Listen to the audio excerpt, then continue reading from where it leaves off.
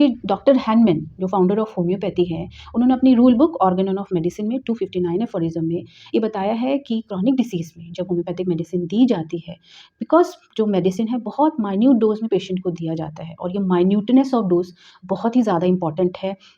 कुछ लॉज़ हैं, कुछ प्रिंसिपल हैं जिन पे बेस करके मेडिसिन दी जाती है। ये जो माइन्यूटनेस ऑफ डोज़ है, ये इसलिए दिया जाता है जिससे कि जो मेडिसिन है वो पूरी तरह से आपके शरीर के अंदर जो बीमारी है उसको ठीक करे और साथ-साथ किसी और डिफरेंट ऑर्गन पे कोई भी इफ़ेक्ट ना डाले, नेगेटिव इफ़ेक्ट ना डाले।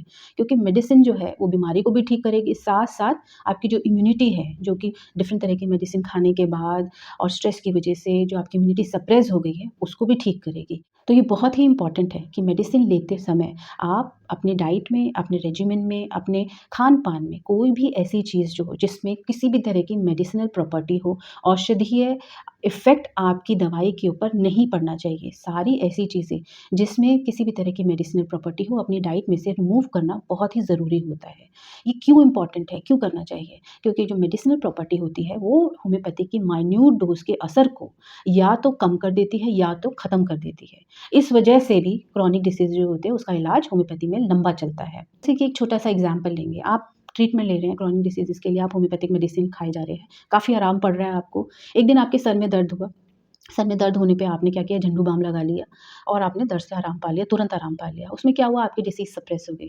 जो बाम वगैरह होते हैं उसमें कुछ मेडिसिनल प्रॉपर्टी होती है, उसकी वजह से जो आप क्रॉनिक डिसीज़ेज़ के लिए मेडिसिन ले रहे थे उसका एक्शन जो है वो इंटरप्ट हो गया या फिर कई केसेज़ में ख़त्म भी हो जाता है।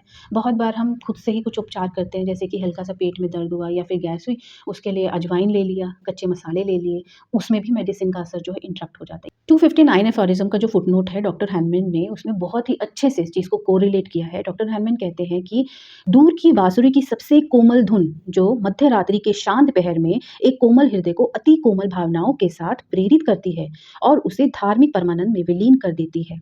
वो बाँसुरी आवाज़ों और दिन के शोर के बीच सुनाई नहीं पड़ती और शक्तिहीन हो जाती है। डॉक्टर हैनमैन कहते हैं कि रात की मध्यम रात्रि में जो कोमल बाँसुरी की धुन है, वो आपके मन को, आपके हृदय को बहुत ही अच्छी लगती है, आपको सीधा स्पिरिचुअलिज़्म से जोड़ देती है। बट अगर वो ही बाँसुरी की आवाज़ जो है, वो शोर-शराबे में सुनी जाए, तो वो सुनाई नहीं पड़ती, उसका असर उतना नहीं होगा, जो धुन है वो शक्तिहीन हो जाएगी।